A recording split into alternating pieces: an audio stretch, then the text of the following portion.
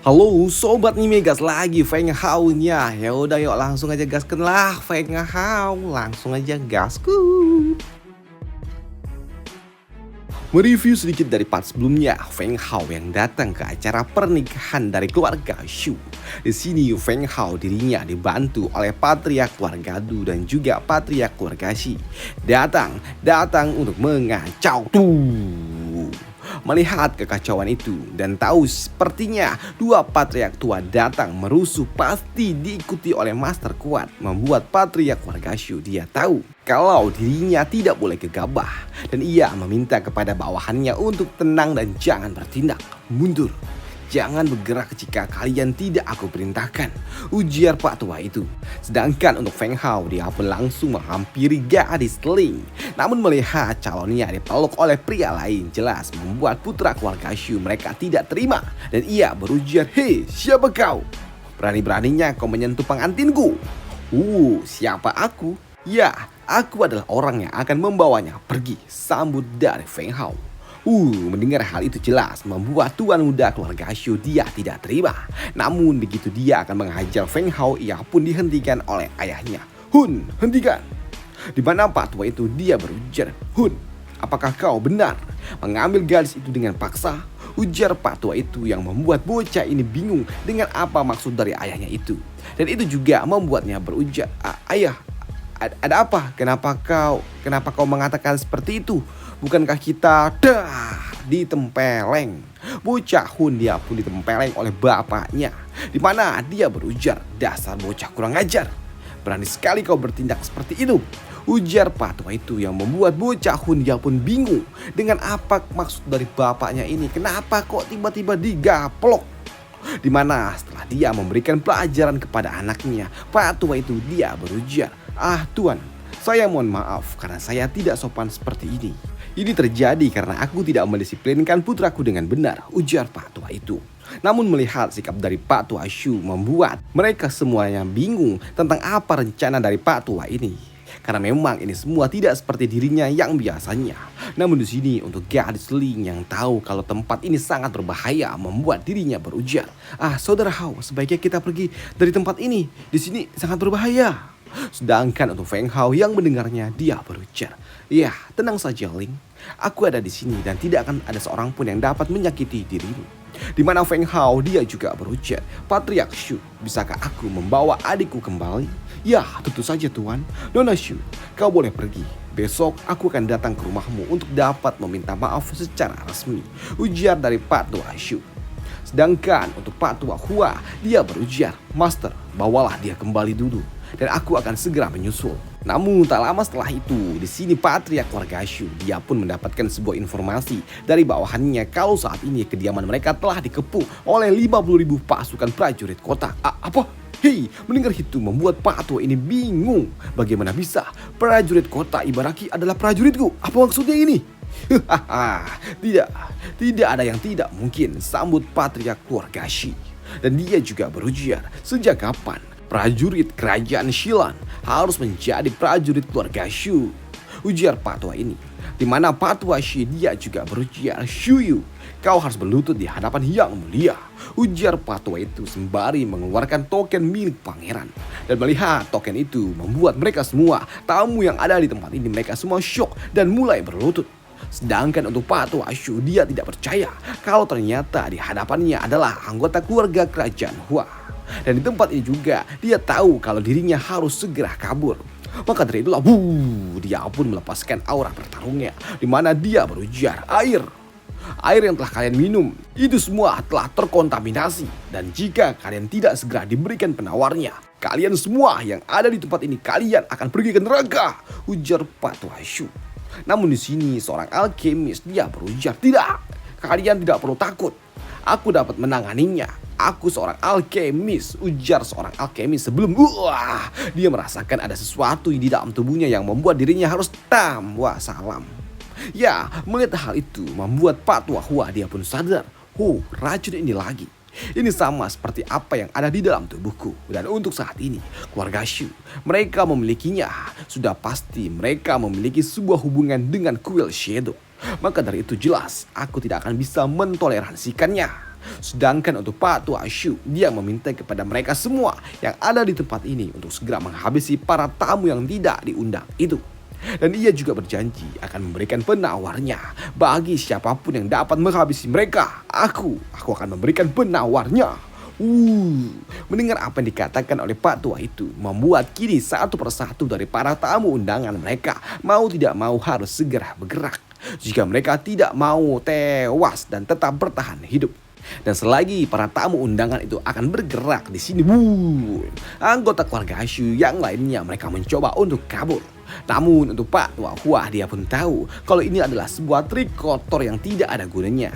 Karena memang ketika dirinya melepaskan auranya saja, cukup membuat mereka semua yang mencoba untuk mengganggunya langsung terhempas. Melihat hal itu, di sini para kroco milik keluarga Shu mereka pun shock dengan kekuatan yang dimiliki oleh Pak Tua Hua. Master, apakah ini adalah kekuatan dari master tingkat Ancestor? Ini gila, kuat sekali, ujar dari salah satu kroco. Ya, pengakuan itu bukan tanpa alasan karena memang hanya dengan serangan kecil dari Master Hua cukup untuk dapat menghancurkan gerbang kota kediaman milik keluarga Shu bersama dengan para kroco-kroco di dalamnya, yaitu patriark keluarga Shu dan juga anggota keluarganya. Dan setengah hari kemudian seluruh anggota keluarga Shu telah dilaporkan oleh para penjaga kalau mereka semua udah dibinasakan. Waduh. Dan untuk Feng Hao, dia menyembuhkan semua racun yang ada di dalam keluarga lainnya yang ada di tempat ini yang memang telah diracuni oleh keluarga Shu. Dan di tengah-tengah pertemuan itu, di sini ada pembawa pesan yang datang melaporkan kalau saat ini ada sekelompok orang yang datang untuk memberikan hadiah kepada keluarga Shu. Mendengar hal itu membuat patriark keluarga Shu dia pun kesal. Dan dia menduga kalau ini semua pasti ada hubungannya dengan keluarga Shu. Dan yang datang itu ternyata adalah kakeknya Feng Hao, yaitu patriark keluarga Qiong. Dan tahu kalau Pak Tua itu datang dari kota Gushi, kota yang sangat jauh dari kota ini, membuat patriark keluarga Shu dia pun kesal. Karena dia tahu pasti mereka ini memiliki sebuah hubungan yang sangat dekat dengan keluarga Shu. Maka dari itulah Pak Tua ini dia berujar, cepat bawa mereka semua dan masukkan mereka semua ke penjara, ujar Pak Tua Shu. Namun hal itu langsung dihentikan oleh Master Hua, di mana dia berujar, "Hei Pak Tua Shu, apa yang kau lakukan? Dia adalah anggota keluarga Qiong.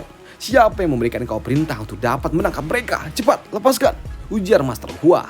Nah ternyata kakeknya Feng Hao hampir aja dimasukin penjara cuy. Waduh. Sedangkan di sisi lainnya, di area penginapan, saat ini Feng Hao dia pun bersama dengan sepupunya Li. Di sela-sela Feng Hao menemani gadis itu untuk dapat beristirahat, ternyata ada seseorang yang datang mengetuk kamar pintu mereka. Dan ternyata yang datang adalah kakeknya, di mana kakek Qiong dia pun langsung datang menghampiri cucu perempuannya itu. "Ling, kakek di sini. Kakek datang untuk membawamu pulang, nak," ujar dari kakek tua itu. Sedangkan untuk Feng Hao yang melihatnya dia berujar di dalam hati, jika saja aku tidak datang dan tidak bertemu dengan Master Hua, maka nasib apa yang akan menimpa keluarga Qiong ini? Aku benar-benar tidak dapat membayangkannya, ujar dari Feng Hao. Kali ini dengan bantuan dari Master Hua, aku dapat membantu setiap orang yang aku temui untuk dapat bertahan dari bencana ini. Tapi ya, 1 tahun lagi Master Hua dia akan pergi dari sisiku. Lantas, apakah aku dapat melindungi semua orang yang ada seperti ini lagi? Pikir dari Feng Hao. Maka dari itulah aku harus menjadi lebih kuat lagi. Dan untuk menjadi kuat, aku harus mengumpulkan kristal Yi, ujar dari Feng Hao. Dan 3 hari kemudian, Pak Tua Hua dia pun memberikan sebuah mandat kalau saat ini keluarga Shu yang telah hancur, kini posisi bangsawan kota mereka akan digantikan dan diambil alih oleh keluarga Qiong. Dan Master Hua dia berujar hal ini di hadapan semua patriark besar yang ada di kota Ibaraki ini.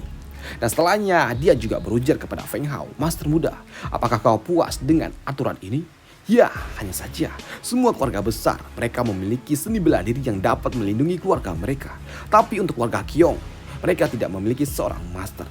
Dan aku takut akan ada bahaya di masa depan yang akan menghadapi mereka, ujar dari Feng Hao. Mendengar hal itu membuat Master Hua dia tertawa karena memang ini hanyalah sebuah masalah kecil. Master, tenanglah. Aku hanya perlu menulis surat rekomendasi untuk Pavilion Feng Yu agar mereka dapat memberikan wadah bagi 3 junior keluarga Qiong untuk dapat berlatih. Dan itu hanyalah masalah waktu sebelum mereka menjadi seorang master bela diri. Ujar Pak Tua Hua. Baiklah, terima kasih Master Hua, sambut dari Feng Hao. Dan karena urusan mereka telah selesai di kota ini, maka dari itulah ya, Master Muda, ayo kita kembali ke area pegunungan es. Ya, Feng Hao dia pun akan kembali fokus untuk tujuan utamanya, yaitu mencari kristal Yi. Sedangkan di salah satu cabang dari kuil Shadow, saat ini pimpinan cabang dia pun murka. Dia murka dengan apa yang telah terjadi di kota Ibaraki. Apa-apaan ini? 3 seniman bela diri dan 50.000 pasukan penjaga telah dihancurkan dalam 1 hari. Semua upayaku bertahun-tahun telah menjadi sia-sia. Gila, siapa yang melakukannya? Ujar dari pimpinan cabang. Di mana salah satu kroco dia berujar, tetua, keluarga Shu, mereka dihancurkan oleh tuan muda dari kerajaan Shilan. Hamba mendapatkan informasi seperti itu, tetua, ujar dari salah seorang kroco. Apa? Mendengar hal itu jelas membuat Pak Tua ini tidak terima. Bagaimana bisa pangeran kerajaan Shilan ada di tempat itu? Bagaimana bisa seorang pangeran dapat memperhatikan masalah yang ada di kota kecil? Ini semua omong kosong.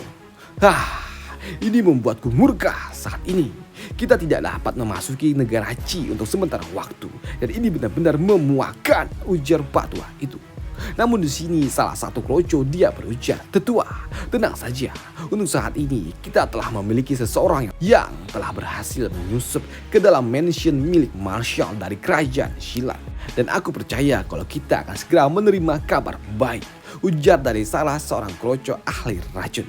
Sedangkan di sisi lainnya terjadilah sebuah pertarungan di area gunung bersalju. Pertarungan ini disebabkan oleh rumor dengan kemunculan adanya kristal yang telah memancing para seniman bela diri untuk datang merebutkannya. Dan ini hanya akan menjadi sebuah masalah waktu saja sebelum 3 negara memulai sebuah peperangan, ujar dari Master Hua. Di mana dia juga berujar kalau saat ini hanya dengan kekuatan yang aku miliki, jelas akan sangat mustahil bagi diriku untuk dapat menghentikan pertarungan itu. Kecuali, ya, ada seseorang yang berhasil mengambil kristal Yi itu. Ya, hal itu pun dibenarkan oleh Feng Hao karena akan lebih mudah untuk dapat mengatakannya daripada melakukannya, merebut sebuah kristal dari para master bela diri. Namun di sini master kecil dia berujar, aku dapat merasakannya. Kalau dalam 2 hari lagi, kristal Yi akan segera siap untuk diambil. Jadi, bocah, kau harus bersiap-siap. Namun ya, dengan latihan yang telah kau lakukan bahkan dengan bantuan Pak Tua itu saja, tetap saja kalian berdua tidak akan dapat bersaing mendapatkan kristal itu, ujar dari master kecil yang membuat Feng Hao dia berujar. Ya, kau benar master. Maka dari itu aku tidak memiliki pilihan lain ya, selain harus mengganggu Anda master. Yup. Kau mengerti kalau akulah yang terbaik, bocah. Maka dari itu ya, sekarang pergilah ketemui Pak Tua itu dan minta dia memberikan beberapa kristal bela diri dan simpan di dalam cincin ruangmu, dan sisanya serahkan semuanya kepada master ini, ujar dari master kecil. Maka dari itulah keesokan harinya Feng Hao dia pun pergi menemui Master Hua yang ada di dalam kamar sebelah. Dan datangnya Feng Hao pagi-pagi buta membuat Master Hua dia bertanya, Master, kenapa kau datang pagi-pagi? Ternyata kau hanya membutuhkan beberapa kristal wujing. Baiklah, berapa banyak yang kau butuhkan? Tanya dari Master Hua. Ya, lebih banyak lebih baik, sambut dari Feng Hao. Maka dari itulah di sini Master Hua dia pun memberikan 10 kristal wujing. Dan karena telah mendapatkan kristal itu, maka dari itulah ya, Master Hua, ayo sudah saatnya bagi kita untuk pergi ke area pegunungan es. Karena dalam 2 hari lagi kristal Yi akan siap untuk dipanen, sambut dari Feng Hao. Ya, ayo kita pergi. Namun sebelum mereka pergi, di sini mereka menutupi identitas mereka karena aku tidak mau menyebabkan sebuah masalah yang tidak penting, sambut dari Master Hua. Dan 2 hari kemudian di area pegunungan penuh dengan sisa-sisa sebuah pertempuran perebutan kristal Yi. Walaupun saat ini kristal Yi belum muncul ke permukaan. Bahkan untuk saat ini pertempuran itu juga masih terus berlangsung, dan itu membuat Feng Hao dia bertanya, Master Hua, apakah setiap kemunculan dari kristal Yi akan memicu sebuah konflik? Ya, tentu saja Master Muda. Bahkan di negara kecil saja mereka saling berebut satu sama lain hanya untuk sebuah eliksir. Namun mereka pun merasakan ada tekanan yang sangat kuat yang berasal dari puncak area gunung es. Dan itu juga membuat Feng Hao dia berujar, Master, apakah itu gunungnya akan? Ya, kristalnya akan muncul, sambut dari Master Hua. Karena benar saja sebelum kristal itu muncul, area puncak gunung bersalju mulai bereaksi, bergetar, menimbulkan sebuah badai salju yang menggulung para seniman bela diri yang ada di sekitarannya. Namun untuk para pejuang tingkat atas, mereka dapat terbang menghindari longsoran salju itu. Dan sisanya yang tidak dapat terbang, jelas mereka tidak akan lolos dari longsor itu, yang akan membuat mereka semua terkubur di dalam tumpukan salju edan itu. Dan melihat banyak master bela diri yang dapat terbang, membuat Feng Hao dia tidak menduga kalau ternyata Crystal Lee benar-benar telah memancing banyak sekali para seniman bela diri.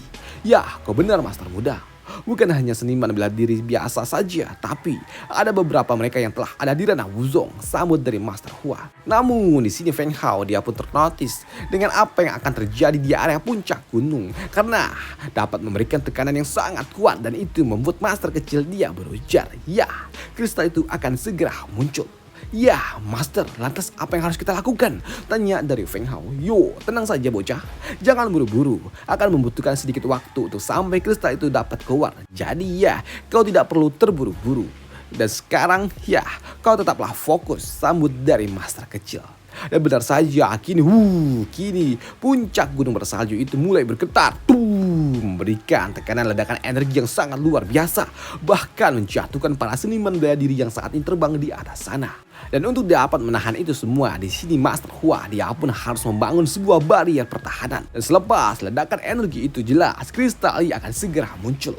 Dan kemunculan Crystal Lee jelas akan membuat mereka semua bergegas untuk dapat merebutnya secepat mungkin. Namun mengambil kristal yang sangat berharga di antara para pejuang yang sangat banyak, tentu saja hal itu bukanlah hal yang mudah. Karena memang lengah sedikit saja wassalam. Bahkan yang menyeramkan bukan cuma mereka yang mencoba merebutnya, tapi kristal itu sendiri.